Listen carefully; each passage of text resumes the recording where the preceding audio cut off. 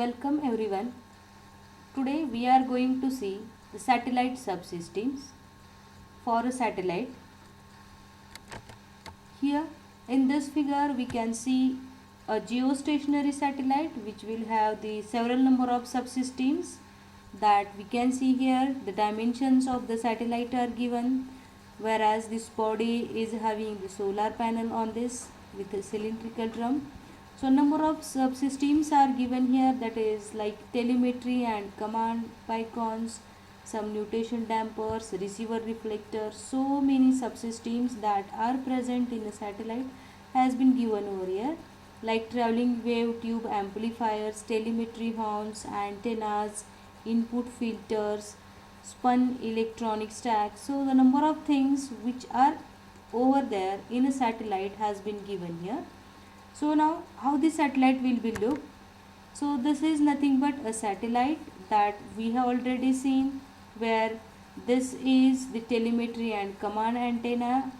These are the C-band multiple beams antennas. This one and this one are the C-band multiple beam antennas. These two antennas are K-band beam antennas. This is used for the earth coverage. This is an again antenna which is used for earth coverage. This is the thermal radiator, and some spinning structure and electrodes are present inside this. This is orbital and attitude control propulsion systems, and these are nothing but the solar cell arrays which are mounted on the cylindrical surface, which will act as the power system. So here some of the communication equipments like amplifiers, transponders as they are present there, and for like traveling wave tube amplifier, some nickel hydrogen batteries are there. So this is simply the satellite, how this will be and what are the different subsystems are present into it. Now we are going to see in detail what are the major satellite subsystems. So there are 5 types of major satellite subsystems, like attitude and orbiter control system, telemetry tracking and command system, power system, communication systems and antenna systems. First of all, attitude and orbiter control system, which consists of rocket motors that are used to move the satellite back to the correct orbit when the external forces cause it to drift off station, and gas jets or internal devices that control the attitude of the satellite. The telemetry tracking and command monitoring system are partly on the satellite and partly at the controlling earth station. The telemetry system sends data derived from many sensors on the satellite, which monitor the satellite's health via a telemetry link to the controlling earth station. The tracking system is located at this earth station and provides information on the range and the elevation and azimuth angle of the satellites, where the repeated measurements of the range, elevation angle, azimuth angle permits computation of orbital elements, from which changes into the orbit of a satellite can be determined, or we can detect these changes. So based on the telemetry data received from the satellite and orbital data obtained from the tracking system, the control system is used to control the position and attitude of the satellite. It is also used to control the antenna positioning and communication system configuration, to suit some of the current traffic requirements and to operate switches on the satellite. The third type of subsystem is the power system. So where on a satellite all communication satellites derive their electrical power from the solar cells. The power is used by the communication systems, mainly in its transmitters, and also by all other electrical systems on the satellite. These electrical systems on the satellite is used to termed as housekeeping, and these subsystems serve to support the communication system. Whereas in the communication subsystem, it is the major component of a communication satellite, and the remainder of the satellite is therefore solely to support it. The communications equipment is only a small part of the weight and volume of the whole satellite. and it is usually composed of one or more antennas which receive and transmit over wide bandwidths at some microwave frequencies, and a set of receivers and transmitters that amplify the transmitted incoming signals, and the received transmitter units are known as transponders. There are two types of transponders and which is used here, that may be linear or bent pipe transponder that amplifies the received signal and retransmit it at a different frequencies, that may be higher frequencies, lower frequencies, or in some cases baseband processing transponders which is used only with digital signals that converts the received signal to baseband, process it and then retransmit a digital signal. The last system is a very important system, that is satellite antenna subsystems. Although this form a part of complete communication systems, they can be considered separately from the transponders. On large GEO satellites, the antenna systems are very complex and produce beams with shapes carefully monitored to match the areas on the Earth's surface served by the satellite. Most satellite antennas are designed to operate in a single frequency band, like for C band or Ku band. A satellite which uses multiple frequency bands usually has more than two antennas, that may be four or again more antennas will be used there. Now, in detail, one by one, we are going to brief here the subsystems of a satellite. The first is attitude and orbital control systems. So we know that the attitude and orbit of a satellite must be controlled so that the satellite's antenna point toward the earth and the user knows where in the sky to look for the satellite. So this is particularly important for the GEO satellites, since the earth station antennas that are used with GEO satellites are normally fixed, and movement of the satellite away from its appointed position in the sky will cause a loss of signal.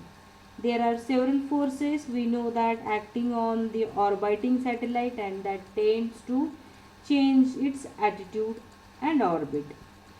So the most important are the gravitational fields of the sun and the moon, and irregularities in the earth's gravitational field, solar pressure from the sun and variation in the earth's magnetic field. Solar pressure acting on the satellite solar cells and antennas, and the earth's magnetic field generating eddy currents, and in the satellite's metallic structure as it travels through the magnetic field tend to cause rotations of the satellite's body. But this orbital and this will here will cause, or what we have to go for the careful design of the structure, and that can minimize this eddy effect, or we can say the effect of magnetic field. The orbital period of the satellite makes many of the effects, that is cyclic, or which can cause nutations of the satellite.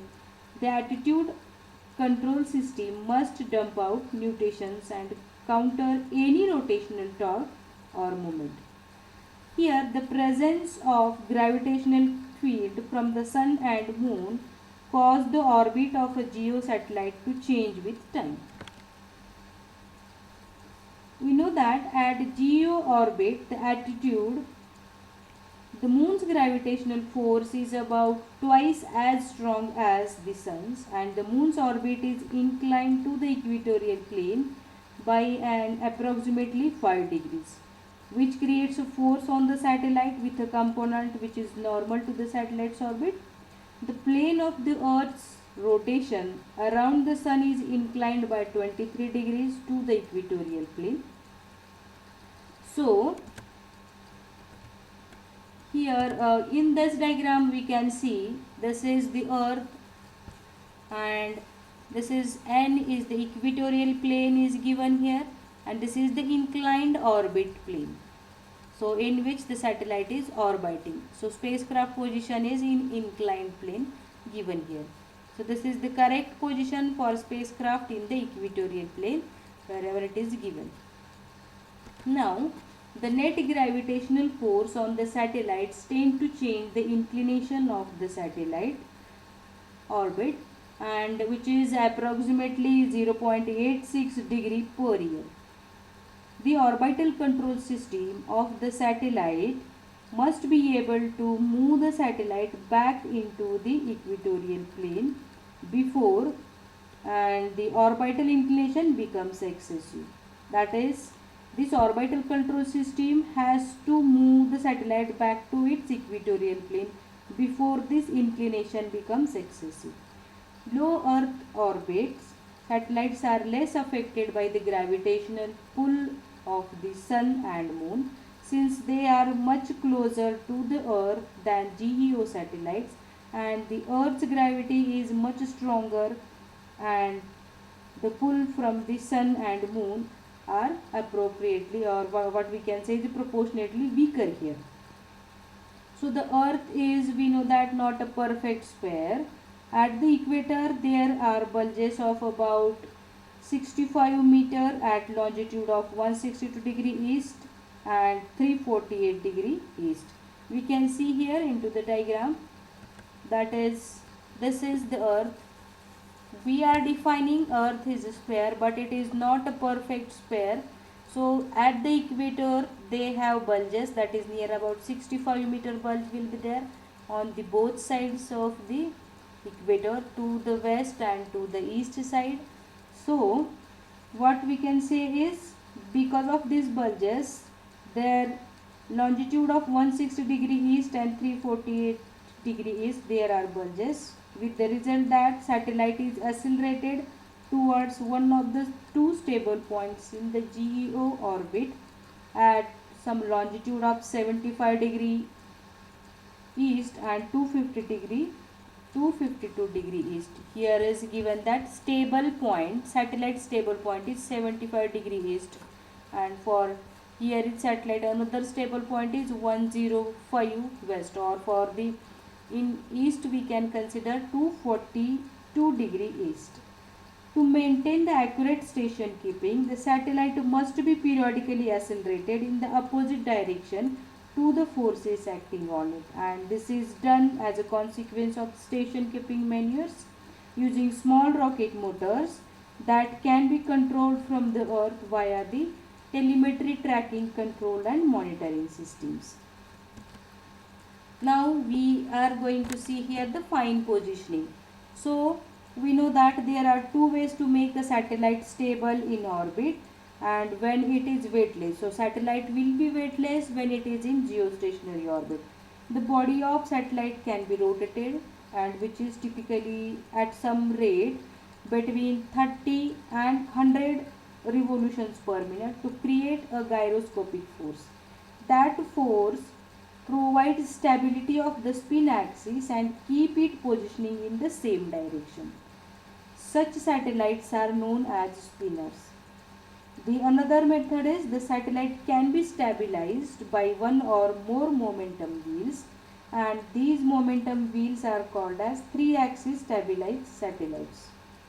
The momentum wheels is nothing but a solid metal disc which is driven by electric motors. So this single momentum wheel can be mounted on a gimbal and rotated to provide a rotational force about any of the three axes, that is for XYZ axis. Increasing the speed of momentum wheel causes the satellite to process in the opposite direction according to the principle of conservation of angular momentum. Now we will see the first is the spinner satellite. So this is the spinner satellite. So spinner design of a satellite consists of a cylindrical drum which is covered in solar cells that contain the power system and the rocket motors. The communication system is mounted at the top. Here the number of antennas are mounted at the top which will work as a communication system, which is mounted on the top and drum and which is driven by the electric motors, which is opposite direction to the rotation of the satellite body to keep the antennas pointing towards the earth. Such satellites are called as DSPM satellites. So this is one of the example of a spin satellite. So in the satellite is spun up by the operating small radial gas jets mounted on the periphery of the drum. Here we'll see the second type of the satellite, that is for 3-axis stabilized satellites. We know that there are two types of motor used on the satellite.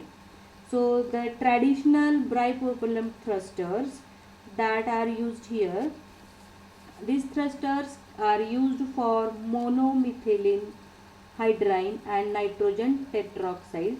Although standard hydrazine is still used in place of monomethyl hydrazine by some of the satellites.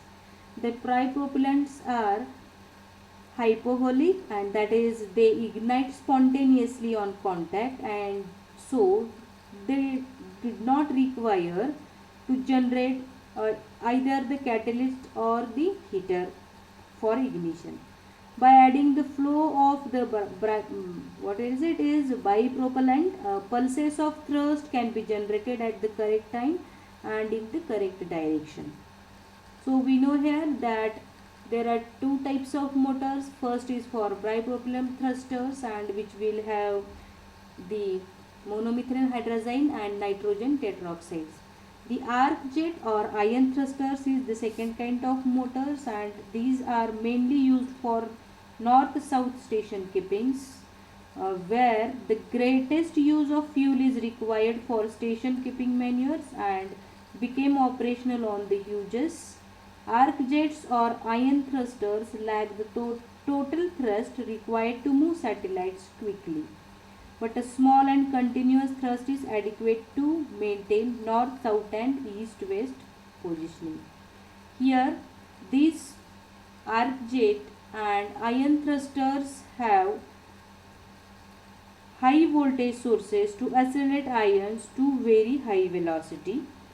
Now we know that the fuel stored in the GEO satellite is used for two purposes. That is, one purpose is to fire the apogee kick motor that injects the satellite into its final orbit, and another one is to maintain the satellite in that orbit over its lifetime.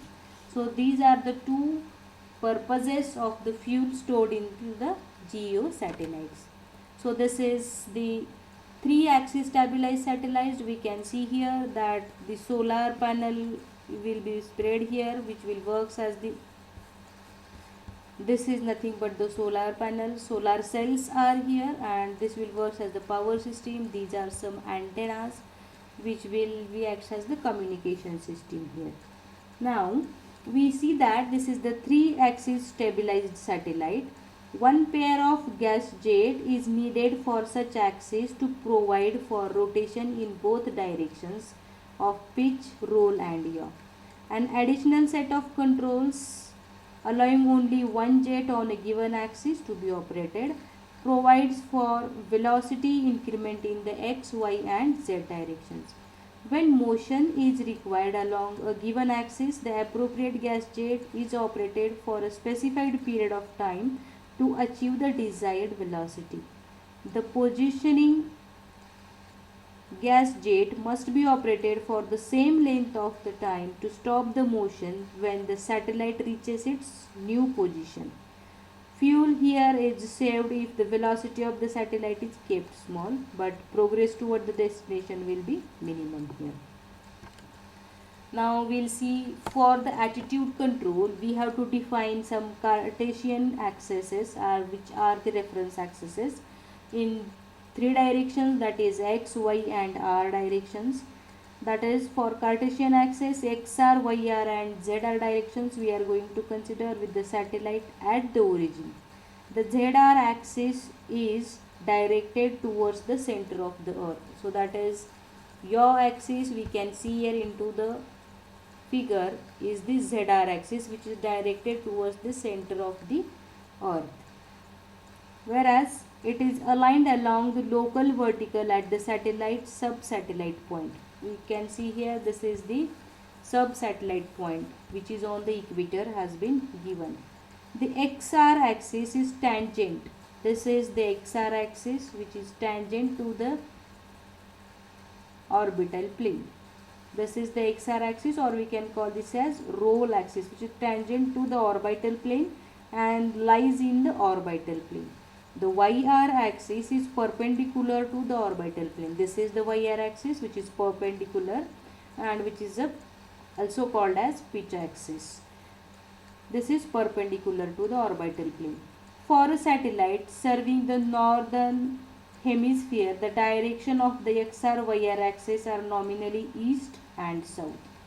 Now we are going to see here rotation about the XR, YR and ZR axis, and which is defined as roll about axis XR, that is for roll axis, which is roll about the XR axis. Pitch, this is the pitch about the YR axis, and yaw about the ZR axis, in exactly the same way as for an aircraft or ship traveling in the X direction. The satellite must be stabilized with respect to the reference axis to maintain accurate pointing of its antenna beams. The axes XR, YR and Z are defined with respect to the location of the satellite, and a second set of Cartesian axes X, Y, Z are also we are here going to define here. So these are the definitions of roll axis, pitch axis and Y axis, that is rotates around the axis tangent to the orbital plane, that is for X axis. Pitch axis is moves around the axis perpendicular to the orbital plane, that is for YR axis, and yaw axis which is moves around the axis of the sub-satellite point, that is ZR axis. The changes in the satellite's attitude cause the changes into the angles, that is for theta, phi and psi angles, that we are seeing to the next figure. Already we have seen here. So to vary as the XYZ axis move relative to the fixed reference axis XR, YR and ZR. The Z axis is usually directed toward a reference point on the earth called the Z axis intercept. So this is nothing but Z axis intercept. The location of this Z axis intercept defines the pointing of the satellite antennas. The Z axis intercept point, maybe we are calling this one as the sub-satellite point, moved to repoint all the antenna beams by changing the attitude of the satellite with attitude control system. Now we have seen already the spin type of satellite. In a spinner type of satellite, that is what we are seeing here, the axis of rotation is usually the Y axis, that is which is maintained close to the YR axis perpendicular to the orbital plane. Pitch correction is required only on the D-sperm antenna systems and can be obtained by varying the speed of the D-spin motor. Yaw and roll are controlled by pulsing radially mounted jets at the appropriate instant as the body of the satellite rotates. Here rotation is along the YR axis, spinning. So we are at the 3 axis stabilized satellite. For attitude control of 3 axis stabilized satellite requires an increase or a decrease in the speed of the inertia wheel. If the constant torque exists about one axis of the satellite, a continual increase or decrease in momentum wheel speed is necessary to maintain the correct attitude. Now here is, it must be unloaded by operating a pair of gas jets and simultaneously reducing or increasing the wheel speed. The closed loop control of attitude is employed on the satellite to maintain the correct attitude. So this is the example of principle of north-south control of spinner satellite using infrared earth centers. So this is the example of the satellites, how we are going to sense the output from upper sensors and lower sensors and accordingly. For the another term, that from this figure Infrared sensors are on the spinning body of the satellite, can be used to control the pointing towards the earth. So these are the all sensors are infrared sensors. These are used to control the spinning of the satellite. For spinner satellites, the typical onboard control systems are given here for the spinner satellite. The control system will be more complex for 3 stabilized satellites and may be employ onboard computer to process the sensor data and command the gas jets and momentum gates. So this is for spinner satellite. For 3 stabilized, this system will be again more complex. What will be there is, we can see here, the 6 Hz is the uplink frequency, command receivers, some control systems, telemetry transmitter, telemetry formatters. This is the downlink frequency, that is antenna horn, 4 GHz. So all are there. Jet, north south jet controls, this will be for gas jet control unit, attitude control system, earth pulse comparator. So these are the number of units, electronic equipments that will be used for controlling the different positions. For antenna position sensors, antenna drive servers, east west control unit, and earth pulse input. There are the again number of sensors. So this is the spin control system for east west directions. So today we have seen the attitude and orbital control subsystem of a satellite. As there are 5 types of subsystems, from that one, the first subsystem, attitude orbital control subsystems, we have seen where the different types of motors are used for the attitude control and for orbital controls. And there are 2 kinds of satellites, we have seen spin satellites and 3-axis stabilized satellites. Thank you.